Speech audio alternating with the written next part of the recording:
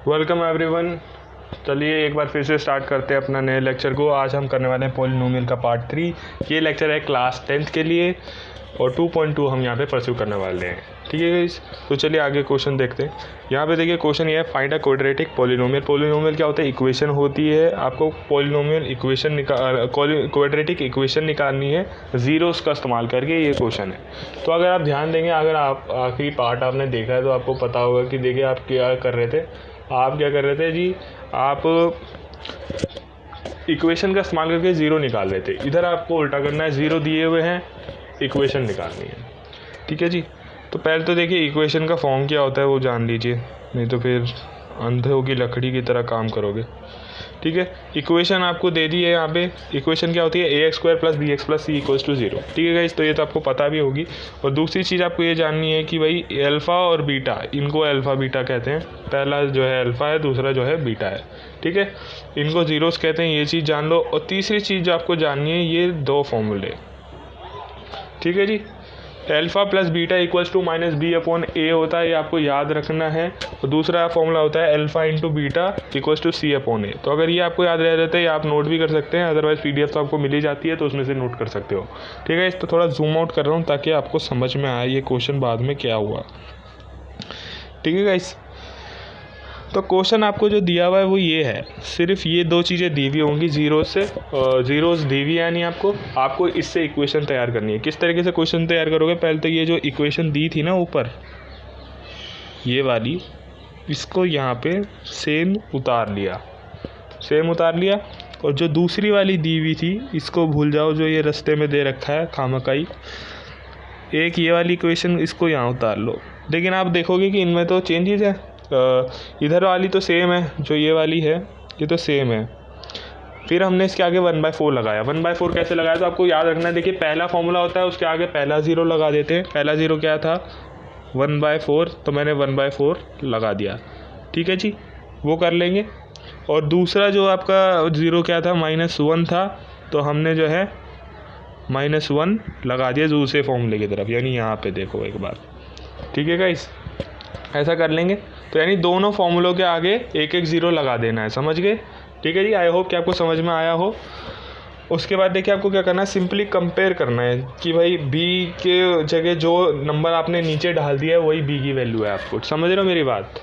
जैसे a की value, a ऊपर नीचे एक मिनट, a जो है आपको नीचे दिया हुआ है इस फॉर्मूले में, तो आपको देखना है इस नीचे जो आपने क्वेश्चन सॉल्व किया उसके नीचे क्या है।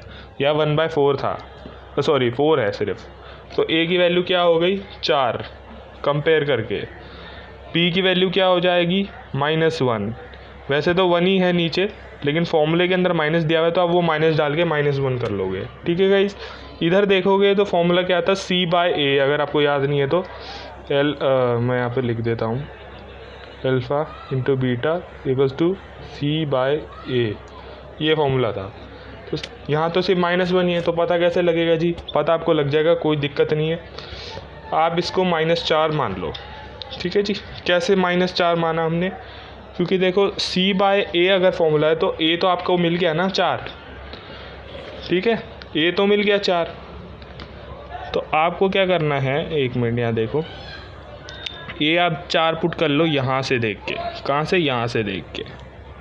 लेकिन आपको बनाना -1 है, तो ऊपर क्या डालना पड़ेगा? ऊपर -4 डालना पड़ेगा, ताकि आंसर यही रहे, लेकिन आप नया नंबर पुट कर सको। तो ऐसा करना होता है कि नया नंबर तो आप पुट कर लो, लेकिन वैल्यू वही रहे जो ज़ीरो के हिसाब से है। ठीक है गाइस, तो अगर आप ऐसा कर पाते हैं तो आप जो है क्वेश्चन सॉल्व कर चुके हैं। तो फिर c की वैल्यू क्या हो जाएगी? c की वैल्यू -4 हो जाएगी। ठीक है जी, क्योंकि ऊपर आपने -4 पुट किया है। ठीक है गाइस, तो आपको समझ में आ गया होगा, आई होप। ठीक है जी, तो हम करते हैं अगला पार्ट। अगले पार्ट में आपको एक दे रखा है, देखिए √2, और दूसरा दे रखा है 1/3। ठीक है जी, इधर क्या करेंगे जी, फिर से एक बार फॉर्मूला लिख लिया मैंने, और दूसरी तरफ एक और फॉर्मूला, जो दो फॉर्मूले हैं दोनों लिख लिए। ठीक है जी, दोनों फॉर्मूले लिखने के बाद क्या करोगे, सिंपली जो एक एक आपको जो ये दे रखे ना ज़ीरोस, ये जो आप है ना पुट कर लेना। एक ये यहाँ पुट कर लिया, और एक आपने दूसरे फॉर्मूले में पुट कर दिया। ठीक है, ये दोनों चीज़ें अलग अलग फॉर्मूले में पुट कर ली। ठीक है, अब ये मत देखो कि मैंने आपको आगे क्या कर रखा है इधर, आप ये देखो यहाँ दूसरे वाले हिस्से को देखना। अब सिर्फ ये वाले हिस्से को मैं दिखाता हूँ।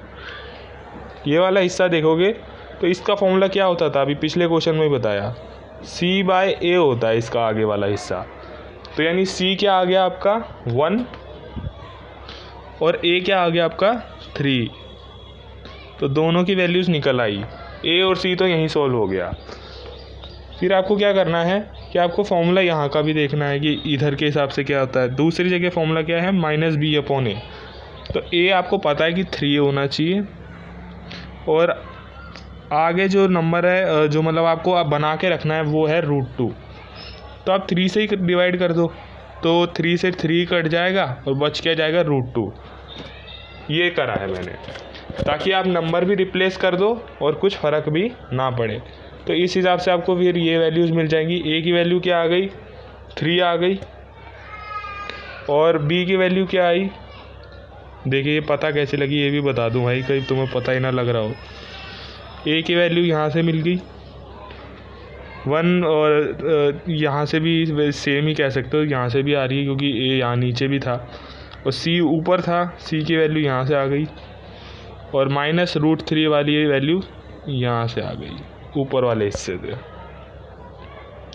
ठीक है, तो फॉर्मूले से कंपैरिजन करना है और कुछ नहीं करना। ठीक है गाइस, एक और क्वेश्चन देख लेते हैं। फिर से एक बार वही चीज़ करेंगे। यहाँ पे मैंने जो है फिर से एक बार फॉर्मूले लिख दिए हैं। ठीक है जी, एक ये रहा और एक ये रहा। यहाँ पे मैं क्वेश्चन लिखना भूल गया हूँ। क्वेश्चन ये है 0,√5 ये क्वेश्चन है। ठीक है जी, 0,√5। तो एक जगह 0 पुट कर देंगे हमेशा की तरह, एक 0 इधर दे दिया और एक √5 जो था वो इधर दे दिया। अब बेसिकली आप इसको सॉल्व करने की कोशिश करो जिस तरह, अब दोनों एक एक सिंगल तो नंबर है लेकिन आपको बना के यही रखने हैं। आप इसको डिवाइड बाय 1 कर दो ताकि ये 0 ही रहे। वैसे तो कुछ और भी कर सकते हो लेकिन आप 1 ही ले लेना, सिंपल रखना। तो 1 लोगे तो ऊपर आके क्या 0 ही हो जाएगा वापस से। अगर आप यहाँ देखो सेम वही आंसर बन जाएगा, और इसको 1 करोगे तो ये √5 का √5 ही रह जाएगा। ठीक है जी, फिर आपको सिंपल वैल्यू कंपैरिजन करनी है। नीचे यहाँ पे देखो, यहाँ से सेकंड वाले से ट्राई करोगे तो इजी निकल जाएगा। 1 क्या निकल आया A, √5 के निकल आया C, और इधर से 0 निकल आएगा आपका B। जो निकल आया B निकल आएगा यहाँ से, आपका यहाँ से B निकल आएगा। 1 मिनट। ठीक है जी, तो कंपैरिजन का है ये। अगर आपसे सॉल्व हो जाते हैं क्वेश्चन तो बहुत बढ़िया है, समझ में आ गया है। अदरवाइज़ कोई बात नहीं, दोबारा ट्राई करिएगा, डाउट हो तो पूछ लेना। और ये रहे आपके नीचे होमवर्क दे रखे मैंने 2, एक 1,1 है और दूसरा 4,1 है, तो इन्हें ट्राई कर लेना। अदरवाइज़ तिवारी में सॉल्यूशंस दे रखे हैं, तिवारी से देख के कर लेना। एक बार देख लेना फिर दोबारा खुद करने की कोशिश करना, समझ में आ जाएगा। ठीक है गाइस, तो आज के लिए इतना ही, बाय बाय।